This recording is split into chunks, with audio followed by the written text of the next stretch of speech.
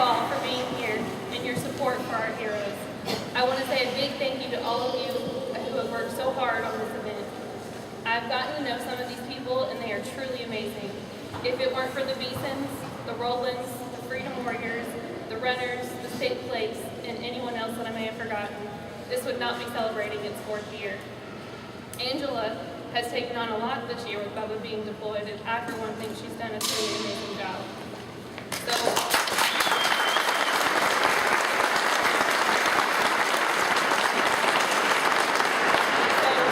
from a Gold Star wife, a supporter of our heroes, and an Arkansas native, thank you to all that you do. This is my family 3rd year participating in the Run for the Fallen.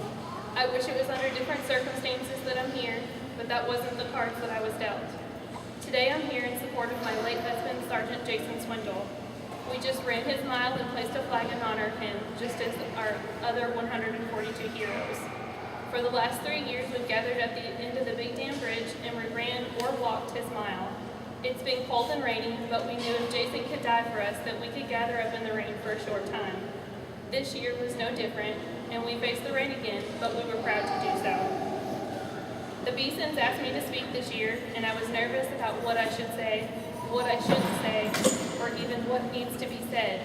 You see, I don't have the childhood stories of him growing up, and I don't have stories of the first time he walked or the first time he spoke, but I do have stories of our short life together. I have stories of the 2 children he fathered. I have stories of his passion for his family, for his military, and for his brothers and sisters in the military. I will never forget the first time that I met Jason. A friend of mine invited me to a church lock-in, and it was there that I was introduced to Jason and his twin brother, John. Little did I know that this little redhead would make such a big impact on my life. Fast forward 2 years, and the twins moved to BB to play football, and it was our 8th grade year. I was so excited because I'd already met them, so I had a head start on most of the other girls. You know how most junior high romances are. We dated for a whole month.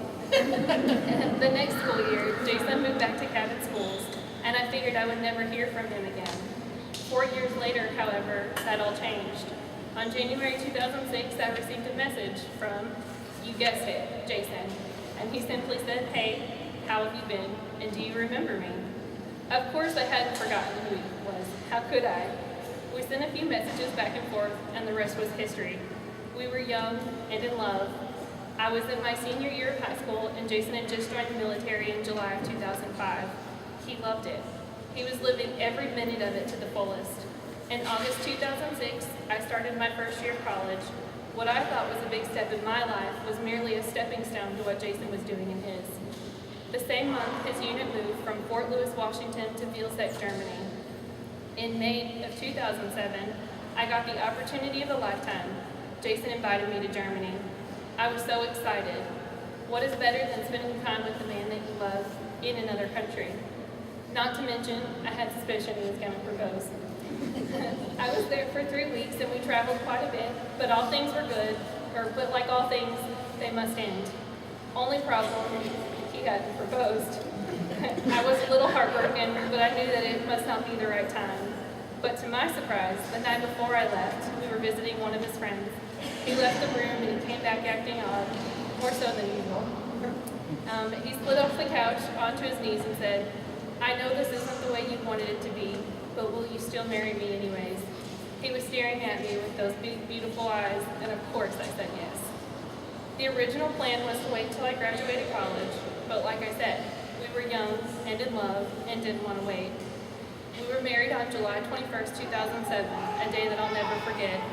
The weather was perfect, which, as most of you know, that an outdoor wedding in July is something that you just don't do. It was a day meant for us, though. I peeked through the window and I saw the most handsome man standing there in his uniform. I felt like the luckiest woman alive to be able to call him my husband. A few weeks later, Jason got orders for a 15-month deployment to Iraq. I remember there were many nights that I did not sleep in the hopes to get a phone call or even an email from him. Jason grew up fast. Iraq caused my husband to go from a teenager to a man in a heartbeat. He experienced so many things and lost so many of his buddies over there. And I know that he had a hard time dealing with this deployment, but he did what he needed to do. He soldiered on. He was pure brute strength and showed no sign of weakness. He was truly a warrior. He returned home safely in October of 2008, and at the age of 20, he had seen and done things that most people would never even imagine. 4 months later, he was sent to from Germany to Fort Stewart, Georgia. Here he was assigned to the 1st Battalion, 64th Armor Regiment, 2nd Heavy Combat Team, 3rd Infantry Division. We were starting to get comfortable with living together as husband and wife, and we enjoyed every minute of our time together, but it was short-lived. In October of 2009, 1 year after returning from his previous deployment, he was deployed again. This time, he was only 12 months as opposed to the previous 15-month deployment. He was back to Iraq, but this time things were different. We were able to keep in contact more, and his missions were few and far between. The year seemed to drag on, but he finally made it home in October of 2010. We decided that this was the perfect time to start our family. That December, we bought our first home, and the next month, we found out we were expecting. I've never seen a man as happy as the day he found I was pregnant. He cried to me, "I'm going to be a daddy." He was even more excited when he found out that we were having a little boy. We decided to name him Paxton Michael, Michael being Jason's middle name. His due date was September 20th, but I'm happy that he decided to make his entrance a little sooner, which I'll explain why later. Paxton made his entrance into the world on 9/11/11. The joy in Jason's face was something that I will never forget. He looked at me and said, "I'm a daddy," with tears just rolling down his face. A few months later, Jason got word that his unit was going to deploy again in March. As for most military spouses, I was tired of deployments, but I knew the military was Jason's job and he loved what he did. This time, they were set to deploy to Afghanistan for 9 months, but my prayers were answered when Jason came down on orders to be a drill sergeant, meaning that he would not deploy, but rather go to drill school. Jason was bummed.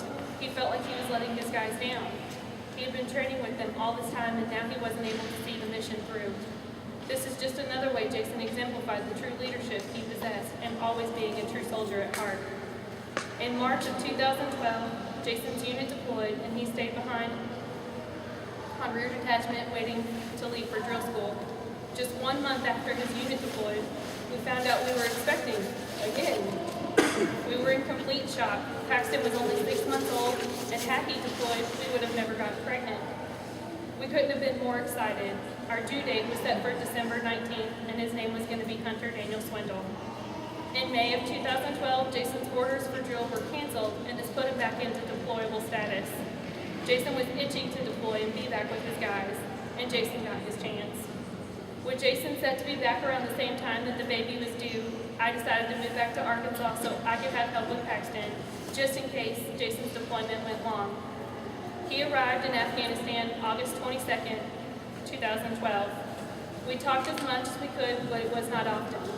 On September 11th, we Skyped so that he could attend Paxton's first birthday party, because in the military, it's all about adapting. On September 19th, I talked to him on the phone. We talked about 20 minutes, but it was a good conversation. However, he did start the conversation with, "Don't get mad, but I broke my computer." For most people, this happens occasionally, but for Jason, this was the 6th computer in 6 years that he had broken. Typically, I would have been frustrated, but I became quite accustomed to it. We talked about the new baby because I had just gotten home from a checkup, and he said to me, "Wouldn't it be cool if the baby was born on my birthday?" But being that his birthday was December 3rd and my due date was 3 weeks after, I said that I didn't think that it was likely. We talked a little while longer and ended our conversations with "I love you." A few hours later, September 20th, 2012, at 4 p.m., the day that Paxton was supposed to be born, my world was turned upside down. It is something you hear about as a military family. You prepare for it, but you never really expect it to happen to you. 2 men were standing at my parents' front door, standing there in their military uniform. I had a brief flashback to Jason in his uniform on our wedding day. Then the man steps in the front door and asks, "Are you Miss Swindle?" Which I replied, "Yes." And then he followed with, "On 9/20. I don't remember anything else that man said. How could this be happening? He was invincible, strong. They must have the wrong person. Our lives changed so quickly.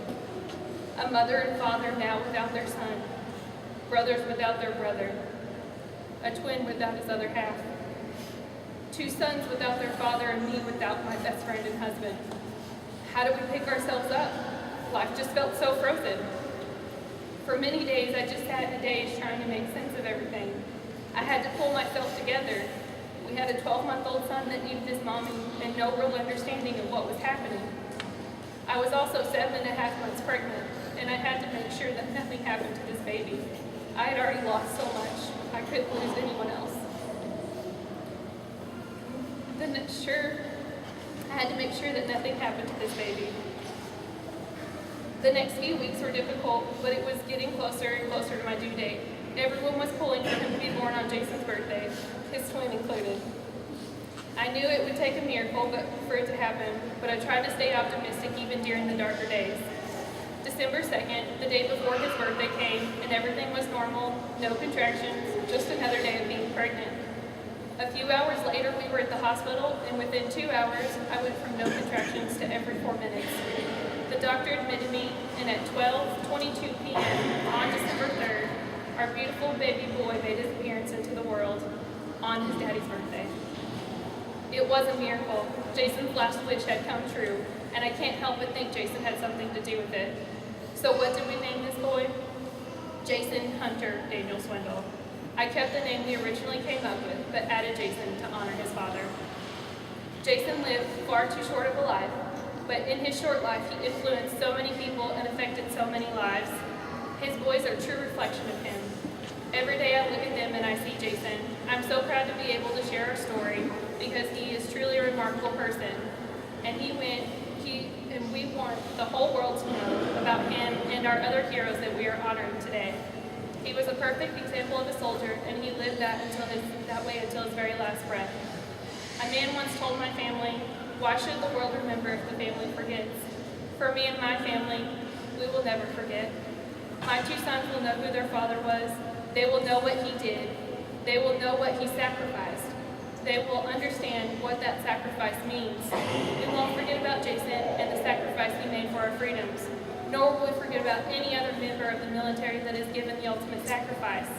It is because of groups like Arkansas Run for the Fallen that give us the avenue to express this feeling.